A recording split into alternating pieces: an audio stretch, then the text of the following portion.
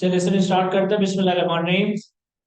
Sir IS-23 boarding cost का standard देख लेते हैं आप लोग। और IS-23 बोर्डिंग कॉस्ट के स्टैंडर्ड में जो कॉन्सेप्ट्स इन्वॉल्व है, तकरीबन सारे कॉन्सेप्ट्स आपने कवर कर लिए हैं। बस अब हमने इसकी प्रैक्टिस और ITM के पास पेपर्स के क्वेश्चंस वगैरह कवर करने।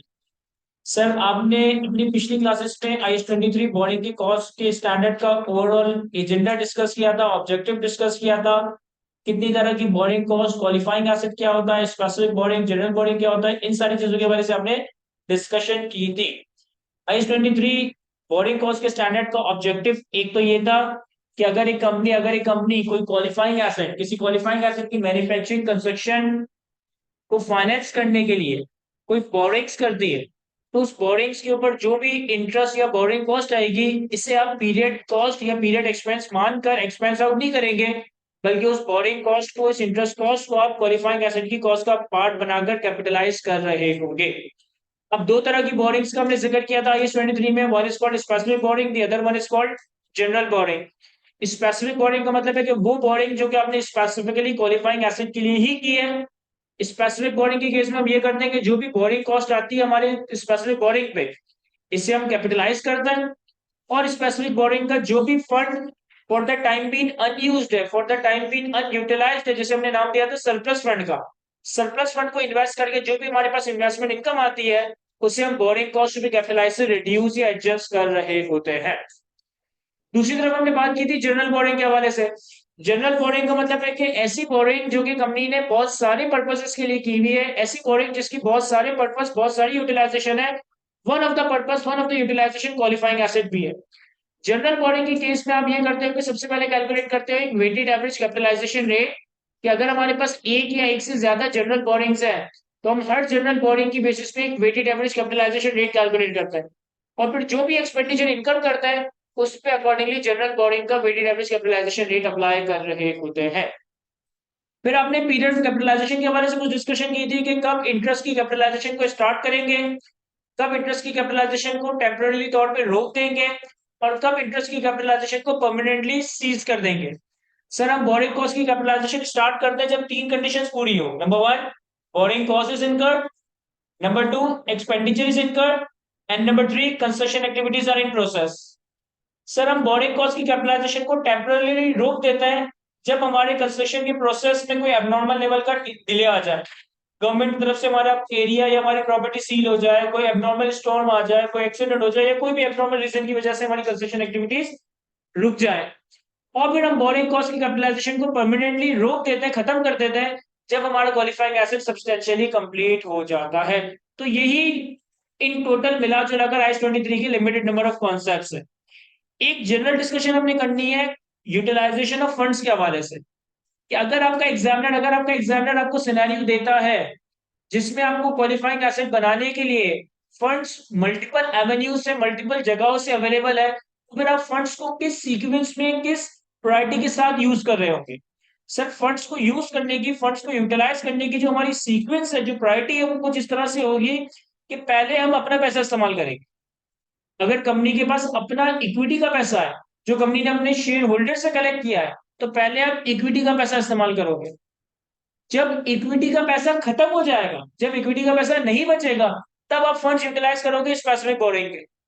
और जब स्पेसिफिक बोरिंग भी खत्म हो जाएगी, तब आपकी यूटिलाइजेशन जनरल बोरिंग से की जा रही होगी। फंड्स को हम यूटिलाइज किस सीक्वेंस में या किस प्रायोरिटी के तहत करेंगे? पहले हम इक्विटी का पैसा इस्तेमाल करेंगे, जब इक्विटी का पैसा खत्म हो जाए तब हम बोरिंग्स पे आएंगे। बोरिंग्स में भी सबसे पहले स्पेसिफिक बोरिंग का इस्तेमाल करेंगे, जब स्पेसिफिक बोरिंग का पैसा खत्म हो जाएगा, तब हम जनरल बोरिंग्स को इस्तेमाल कर रहे होंगे। एक चीज याद रखिएगा कि ये जो इक्विटी का पैसा है ना, ये आपकी बोरोइंग्स नहीं है।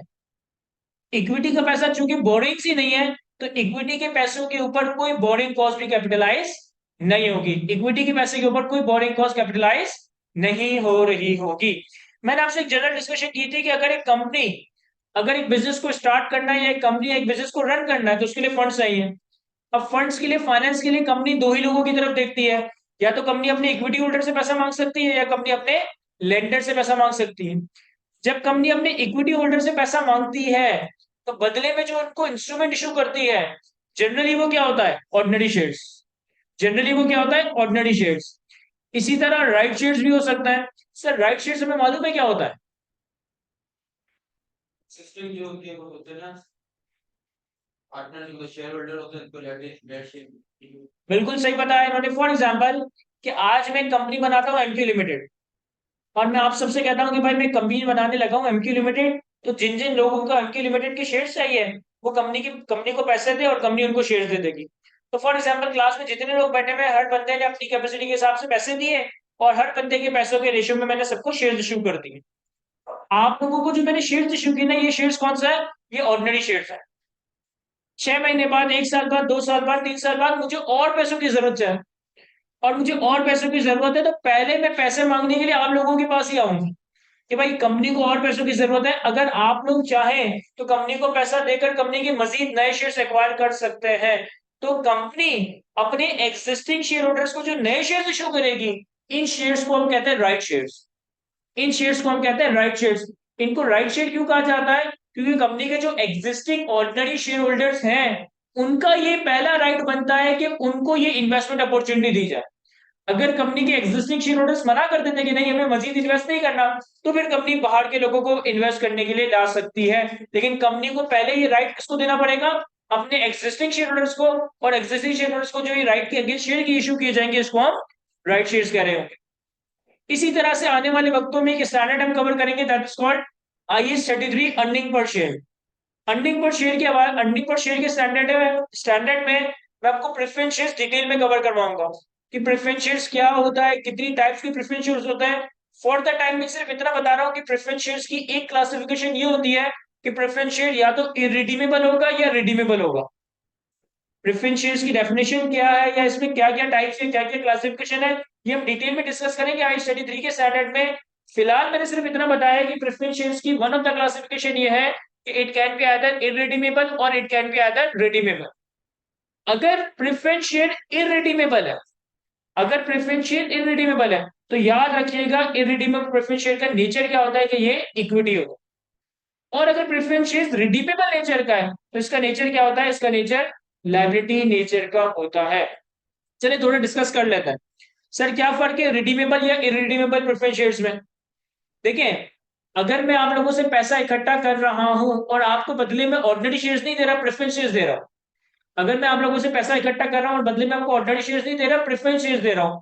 प्रेफरेंस शेयर होल्डर के पास एक राइट तो ये होता है कि कंपनी अपने ऑर्डिनरी शेयर होल्डर से पहले इन लोगों को डिविडेंड दे रही होगी, इसीलिए इनको प्रेफरेंस शेयर्स कहा जाता है।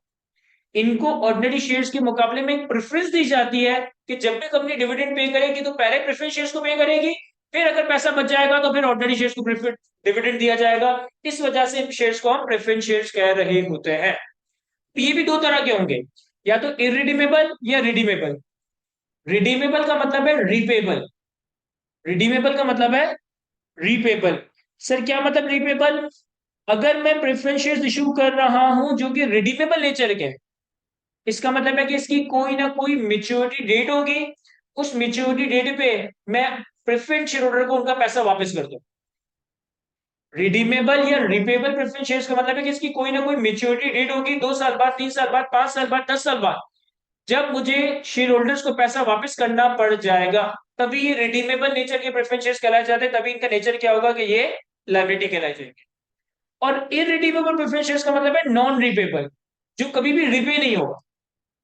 चूंकि ये पैसा कभी भी रिपे नहीं होगा, यानी कि मैंने पैसा परमानेंटली ले लिया एक ही दफा में, इस वजह से इरिडीमेबल प्रेफरेंस शेयर्स का नेचर क्या होगा कि ये इक्विटी नेचर के प्रेफरेंस शेयर्स कहलाए जाएंगे। आपने फॉर द टाइम ये याद रखना है कि अगर प्रेफरेंस शेयर्स है तो ये देख लेना ये रिडीमेबल है या इरिडीमेबल। अगर रिडीमेबल है तो ये लायबिलिटी है, यानी कि बोरोइंग्स है। अगर इरिडीमेबल है तो यानी कि ये इक्विटी है, यानी कि ये बोरोइंग्स नहीं है। जब भी इक्विटी का पैसा होगा, यानी कि बोरोइंग्स नहीं है, इसके ऊपर हम कोई बोरिंग कॉस्ट कैपिटलाइज नहीं कर रहे हैं। क्या ये बात समझ आती है?